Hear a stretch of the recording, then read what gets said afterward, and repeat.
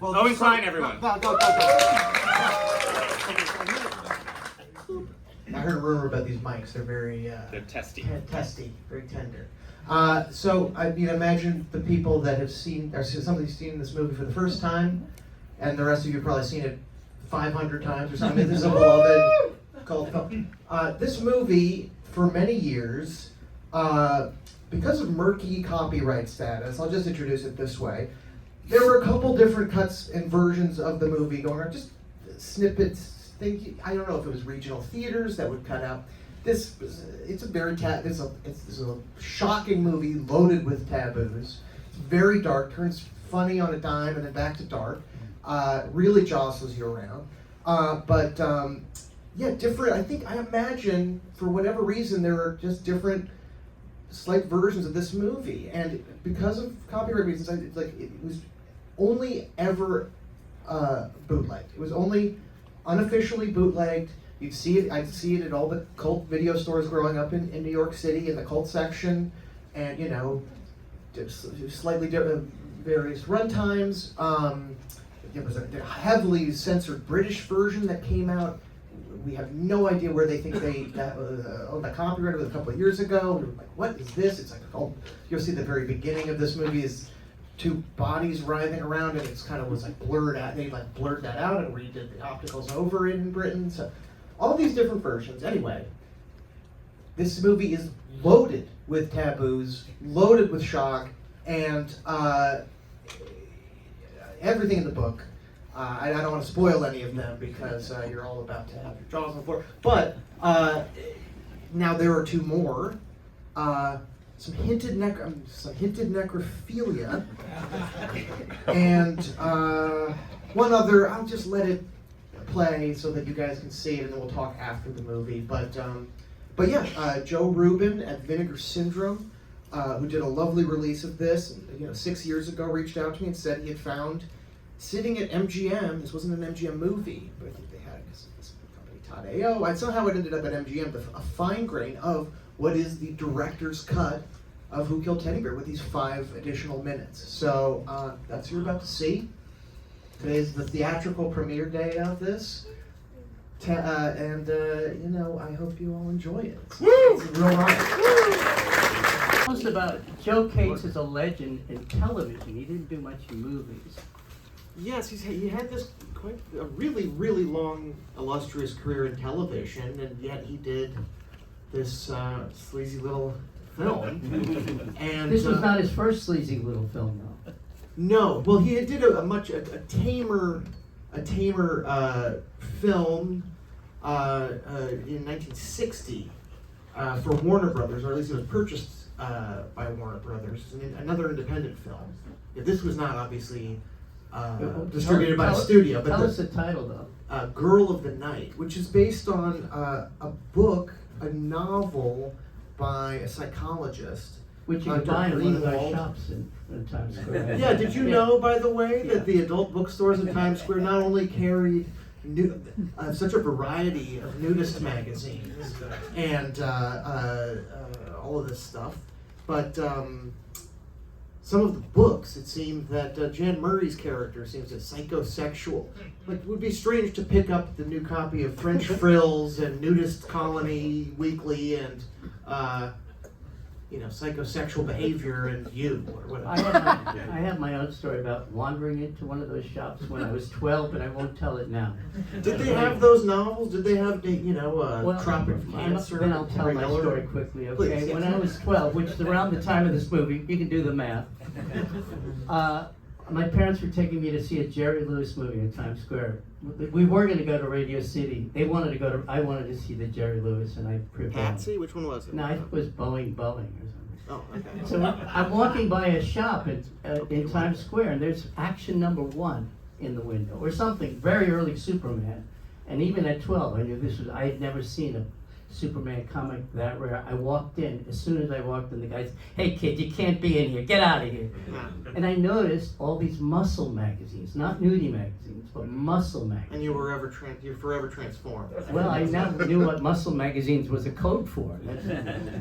Muscle magazines. Muscle. Yeah, I learned it from. Bodybuilding magazines. Yes, I became aware of that because of that's what Pee Wee Herman was booked on. If you remember, it was like he had this big muscle magazine collection. Oh, that's Anyway, right. yeah. That's right. Yeah. That was a great doc, wasn't it? That's what. I mean, I guess it was. That was, I guess what. We're talking about a doc on Netflix, which we shouldn't be plugging. No, but on Pee Wee Herman, which is terrific. It's interesting really you raised the terrific, muscle yeah. magazine thing, though. I think Yeah. if you were gay or in the closet at this time, at least, mid-century, 50s or 60s, you'd be sort of perusing muscle magazines. Exactly. Right. Yeah, which is That's why. what you had, or the paperback that he picks up. This was a new edition, I'm pretty sure. On some cuts it existed, but this was cemented in the director's cut. After he's looking at those nudist magazines, the Salminio character picks up maybe It's a book called Stud- Beach Stud. Beach Stud, yeah. Yeah, gay paperback. So you told me when you found that shot that proved that he was gay, but I think the bodybuilding would have been code enough in those days. No, I'm serious. It's code. It's code. To say he was gay. It's I think code. so. Plus that thrusting piston there. Well, clearly he's sexually confused. Yeah. He's infantilizing his sister, and we don't know what their No. relationship is, but it might be as bad as the relationship with his mother. I don't think they thought it out that well. Well, everything is alluded to that isn't completely deliberate, but clearly this hint of necrophilia. I didn't even catch that this time that you see when he's like having this fantasy sequence in the Times Square, sleazy old Times Square, that he flashes to the image of him strangling, or he's kind of embracing Elaine Stritch's corpse. Yeah, Yeah. Well, we'll get back to that because I Sure. have the calendar. We were the first theater to revive this. Yeah, so movie. let's talk about this. And Wait, how well, you let's came talk to about this your movie. grandfather first. All right, That was- sure. Yeah, Joe Cates. Yes. He did so many amazing things in television. I didn't know very much about him. By the way, Joe and your mom and dad were here on our opening revival in March '96, but I was out of the country. You were out of the country, I did. but you booked Yeah. him. Now, I've been researching this movie for half my life. I mean, I came to this movie when I was 13 or 14, was getting obsessed with cult film and B movies and whatnot, and sort of to discover this one, which almost felt like, busting open a treasure chest. It was like, this is like But your granddad the was- cult movie to me, But also your grandfather was known for family entertainment on television. Yeah.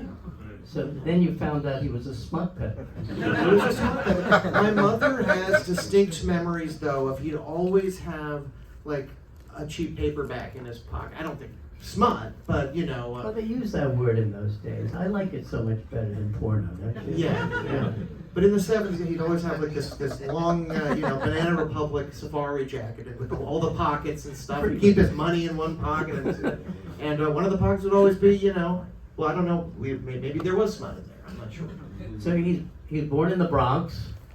Born in the Bronx, he was an usher before going off to the war, flying, rescue planes. He worked as an usher at the Lowe's Paradise in the Bronx. Which still stands, by the way. The building is still there. The sign is still there.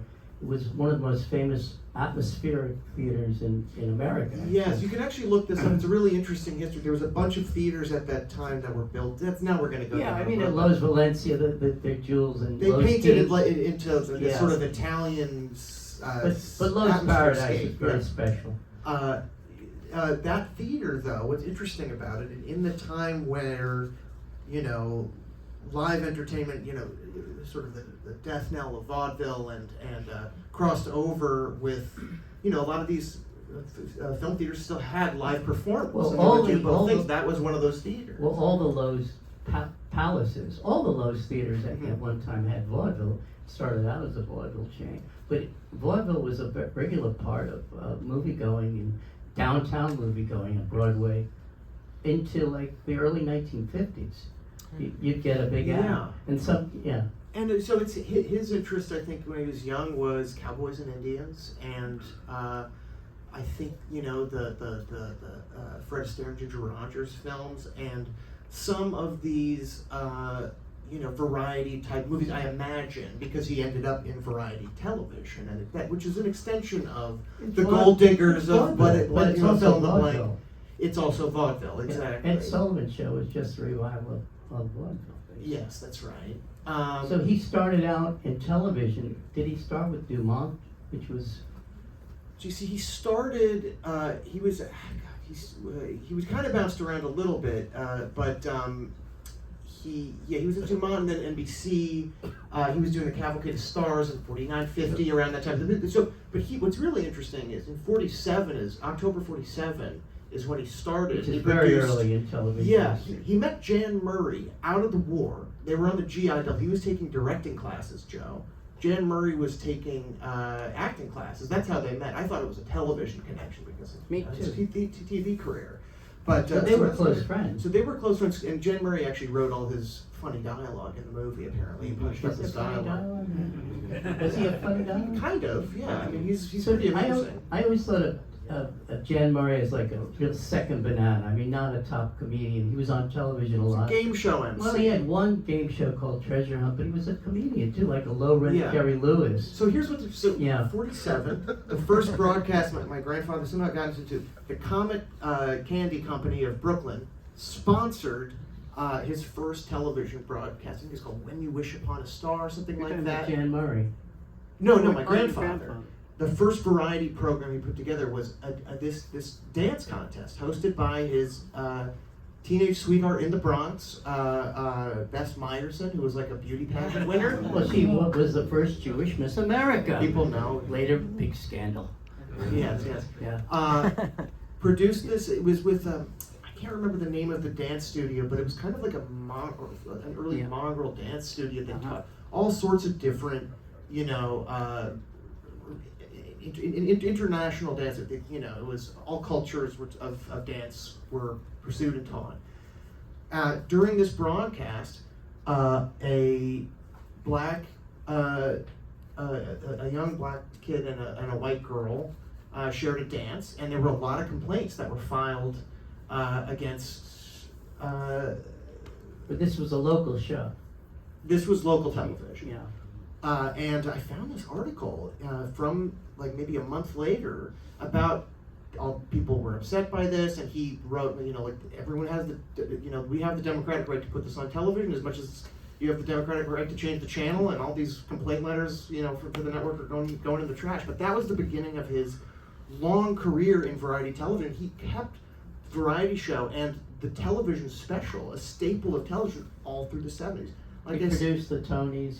He won a couple of Emmys. Yes. You better fast forward with career highlights, otherwise we're not Quickly going to get to though, Jackie Gleason, he discovered, put him as the Cavalcade of Stars. And in 1951, moved to the Jackie Gleason show and designed the set of The Honeymooners, the sketch show, this set based on his Coldwater Flat in the Bronx. But The Honeymooners was originally part of the Cavalcade of Stars, which Joe produced. Cast Art Carney in those sketches as Ed Norton, and also cast the original for the sketches.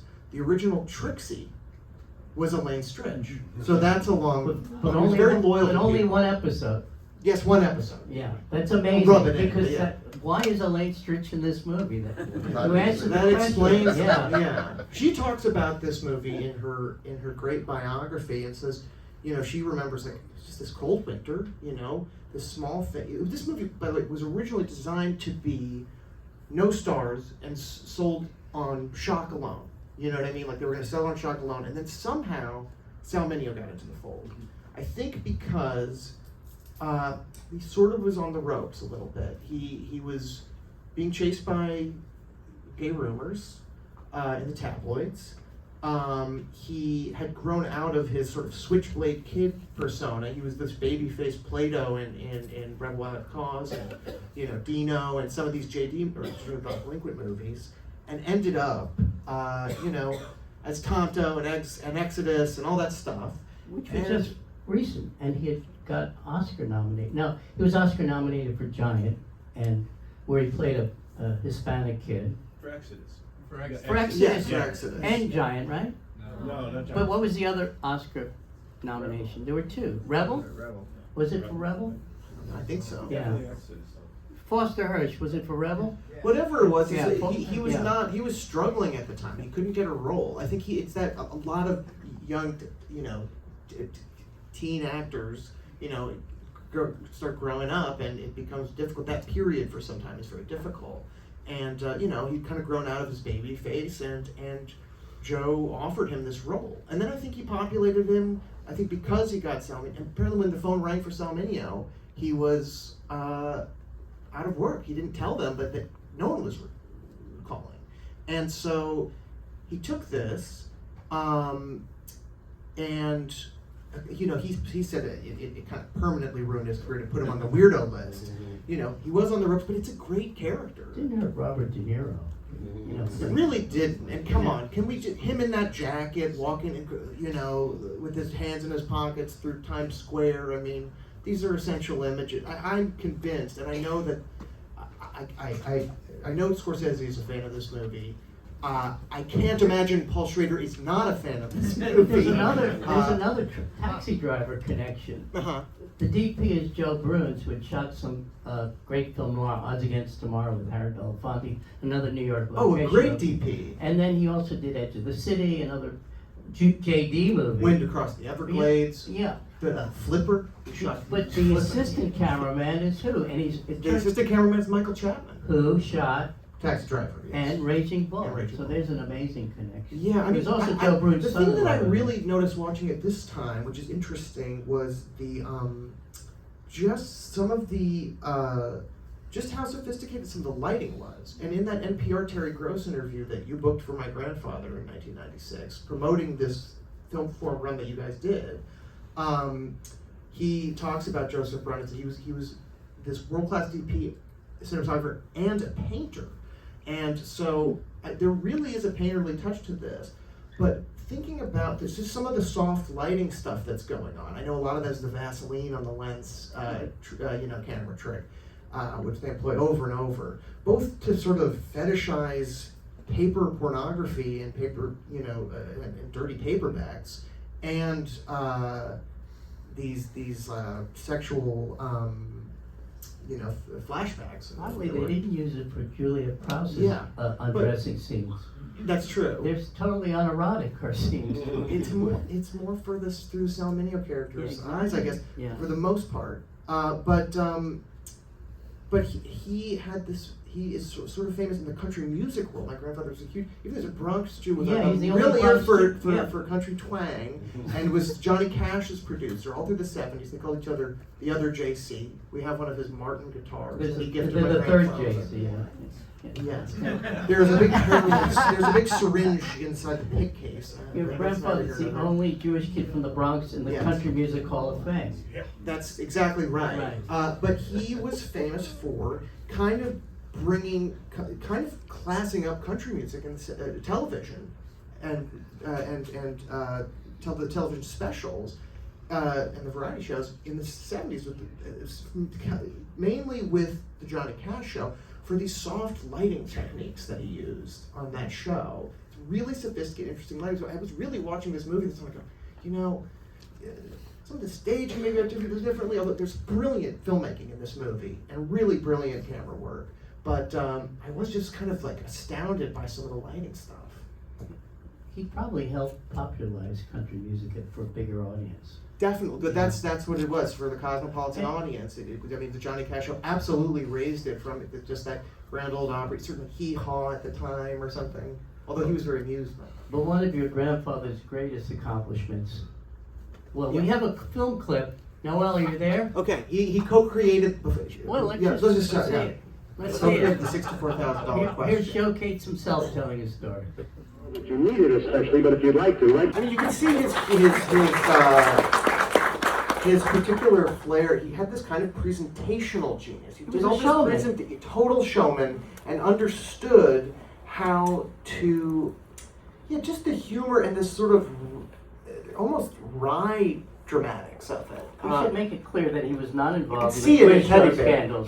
He was gone by the time the quiz show scandals. But However, he'd set up our television system to do all that stuff, to cheat and to tell people this is reality. You know, he's the reason why we were able to fake the moon landing. For God's sake, it's not fun. He was not above putting a fast one over on the audience with the fake computers, okay. But you could see that he was always looking for an angle. Yeah, And I that was- think at that time yeah. he was over at NBC at that point, bringing Bob and Ray over from NBC radio to television. Right. But yeah. So, But you can see in that clip, I really like to. I almost wanted to play it before the film, just because you can really see his humor, and he was brilliant at this presentational stuff. You know, he discovered David Copperfield in the '70s, who just he came was into his office. big into magic and country music. He had all Well, sorts Copper, of I don't know where his magic interest began, but it certainly, you know, the first magic stuff that he was producing was with David Copperfield, who was David Cotkin, and came into his office and said, "Well, my name is David Copperfield." He's like, "Hell, you are," you know, and because his famous book, you know. But he overnight essentially made Copperfield a star, put him on the NBC conference. It was going to be called the Magic of ABC, and it was David Copperfield, this young Jewish kid. No one had ever. They were able to sell it on the name alone, that famous name, and he got, I think, tied to underwrite. You know, basically the efforts of him introducing whatever the fall lineup or whatever. Here's Donnie and Marie Osmond and Rerun, and incorporating them in magic tricks and explaining what the shows would be. But yeah, he got untied to underwrite it. Same with the Brooklyn Candy Company or Comic Candy Company or whatever. Tied makes your clothes disappear. Or sorry, makes your stains disappear. Was the sort of hook there. Like he was just, and this other presentational thing, like for the Copperfield show. Then they went on and did a television show with him in the '70s, and he'd start the show cold with a black, curtain behind him. Just it would be Orson Welles or someone recognizable. Jason Robards would introduce what you're about to see. This young man is incredible, and one of the world's greatest, magical entertainers, the world has ever seen, and slowly zooming in on their face. He had this brilliance about, I guess, presentation and this showmanship. They learned so much in early television so quickly how to do it. I mean, from very primitive times. And he was there at the beginning in They were '47. moving live cameras all over the studio over wire. Yeah. It's really amazing. So let's talk about Who Killed Teddy Bear. Sure. Yeah. That's a good idea. He didn't set out to make a landmark gay movie. He didn't say, hey, let's make a landmark gay movie. It was not, but he was setting out to make an exploitation movie. And the idea came from a writer I'd never heard of, but who has a very interesting career. Arnold Drake. Arnold Drake. Tell us about quickly. Okay, quickly, Arnold Drake, who wrote it, the son of Irvine Drake. Who, Irvine Drake. Yes. Do you know who that is? No. Okay. Well, Irvine Drake wrote the music to her first Roman, which was a Leslie Uggams musical, and God, he did one. What Makes Sammy Run? Well, yes, one That's Makes Sammy right. Run, which is also a Joe Gates Yeah. Broadway production. Right. He was on Broadway and television. He was a producer in the '60s, and which actually, in the film, I didn't catch it until this time. She's going into the behind the stage door of I what think that Makes was an Sammy in Run. joke probably on 54th Street And it's a Theater. location he had access to. I mean, all the street stuff is stolen. All the stuff in Times Square is This was stolen. a year That before. running in the street at the end, apparently Michael Chapman, or I don't think it was Joseph Brun, it was Chapman, was almost killed. You can see Sal Mineo have to improvise with that cab that almost kills him. So he jumps over that fence. Well, this was done on the cusp. I mean, this was the last film made like that because the next year Lindsay started The Office for film. Mm-hmm. So this was done totally guerrilla style. Completely. All the cameras are hidden. Sal Mineo running down 42nd Street. They must have, like in Naked City, has a similar shot on Delancey Street. There's a camera hidden in a van or a car, and it's following him on 42nd Street. And there's a great story about filming the last shot in Times Square, which was done around 4 in the morning. Mhm. He's being chased by cops. Right. And there are two cabs. Do you remember the story? You tell it. Well, I don't remember it so well. I mean, I sort of told it. I mean, Did you? Just that Chapman was nearly killed. No, but the fact that there were two cab drivers who thought he was really a criminal. A criminal, on the yes. run. And from the they were cops. honking and So- trying to do their part, I guess, when If they you- swerved Well, in. if you look closely in the shot, one cab gets right in front Yeah, of Salminio, and he could have killed him. yeah. I think he would have been killed, Salminio, not Michael Chapman. I think maybe the both of them were. I mean, what they were doing was incredibly dangerous, even for Florida more. But I'm pretty sure that, I mean, I don't know if they even had, I wonder if, they must have had permission to shoot in the adult bookstore, but I wonder how much it was dressed. Well, Yeah, I wonder how much the art department really, like, it kind of, all the Times Square stuff feels pretty organic and pretty, I mean, well, you would know better than I. I remember that You time. remember that time. You know, that era. Times Square was still around. A lot of those places till the early 2000s, you know, Mm-hmm. Castro's convertible showroom on the north side of Times Square, Tad Steaks, Yeah. Fascination. They were all around until what, Fascination early, game, yeah, early 2000s. It was still recognizable from there, and then now it's totally unrecognizable. Yeah, and it's still recognizable. Now it looks like Blade Runner. Oh, Yeah. You're Castro, master. born in 1990, Castro. 1996. Castro? Well, that's recent for me. That was recent. It's only 6 years before we revived the movie. Did you catch Fascination? Yes, I did. Yeah. In there? Also, Also, that's in Taxi Driver at the beginning. You can see it. this movie opened at Lowe's Victoria in Times Square, right next door to Lowe's Astor, which you could see in the theater. Did anybody notice what was on the marquee? I could rewind it. You know. What? Kiss Me Stupid. Oh. Yeah. And if you could go to the Times Machine, their archive, it was started shooting in January 1965. Look up a paper from January 1965 and you'll see everything that's in that movie in advertising. Now, Any Wednesday with Sandy Dennis was on Broadway. I caught that. Yeah. But tell me, how did you stumble upon this movie? Oh, You're good. responsible for its revival. Actually, in let's, '96, let's when look my at some grandfather spoke. pictures. Yeah. Oh, right. Yeah. This was our calendar, 1996.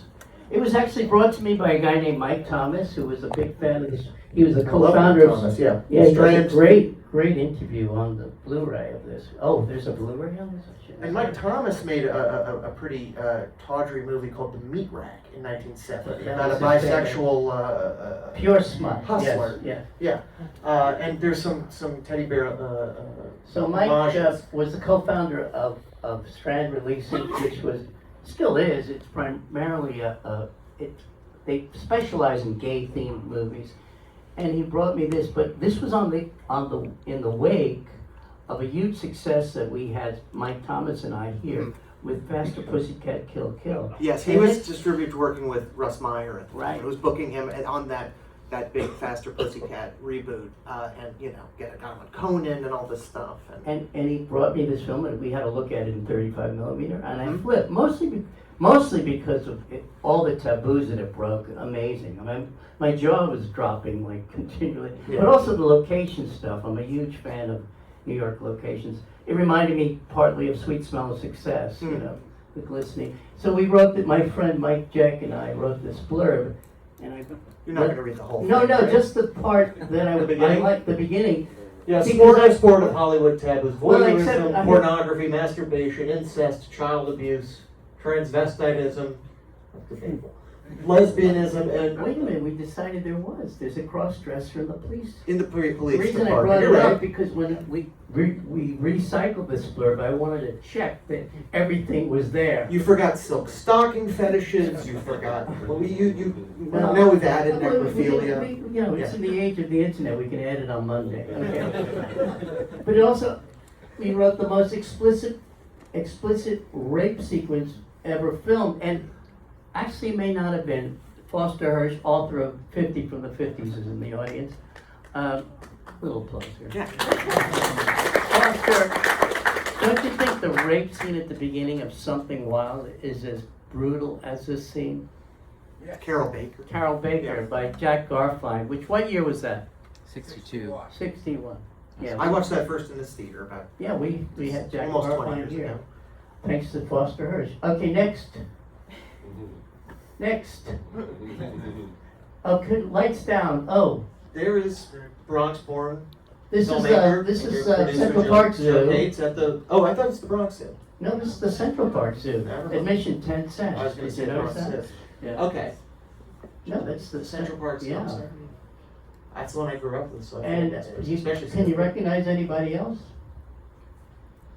There's a goat there on the right. Do you know that goat? I don't. Is it a famous? goat? Next. I love this, the clapboard. Yeah. Cameraman Brun, Brun. Joseph Brun.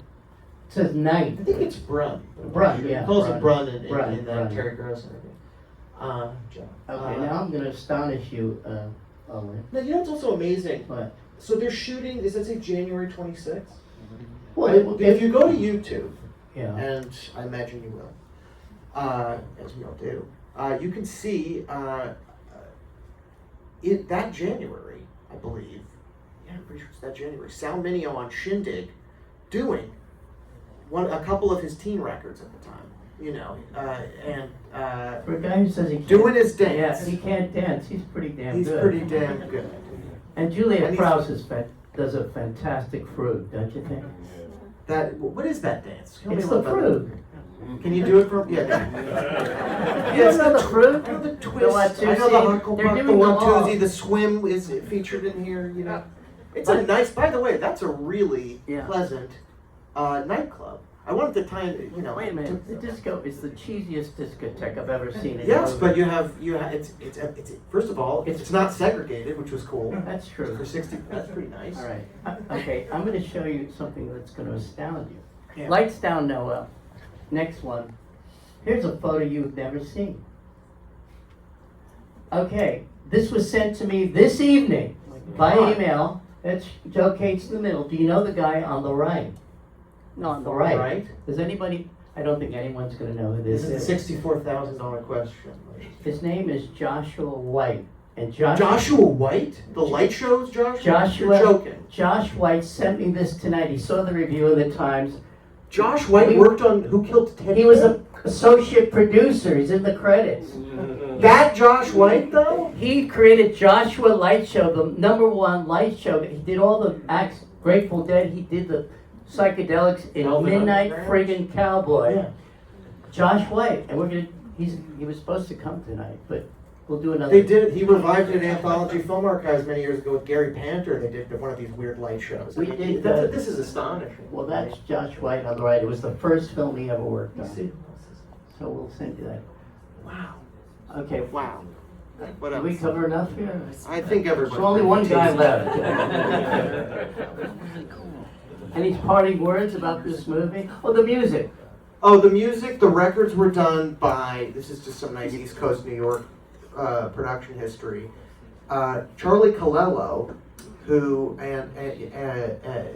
did the proper score, the sort of like jazzy kind of score, whatever you want to call that, orchestral score. Rita Dyson sang the theme song, although Leslie Uggams put out it on Atlantic, a It was version of this covered. record. It It was was someone he worked with a lot, Joe. It was covered by her. Yeah. And but the discotheque songs were all fake pop records by Al Cash and Bob Gaudio. Now Al Cash and Bob Gaudio and Charlie Colello are besides Bob Crew were the men behind Frankie Valli and the Four Seasons sound. So Is that you right? can hear it in those records, the loud They drums started, and the. they started in the Brill Building, these guys. Yes, exactly. These are old Brill Building guys. I don't know how if Joe knew. Maybe they did stings for television or I never heard of Al Kashi, but he won 2 Oscars. He wrote The Morning After. Yes. And he wrote the theme for the Poseidon Adventure. And he's singing on all those records, and he's speeding up and slowing down. And then I they- interviewed Charlie Colello about this. He said they mixed the sound, at least the records in Rome, and he did visit the set or something. He was like, all I remember is Sal Mineo with a scarf down to his ass. I thought perhaps he was fruity, something like that.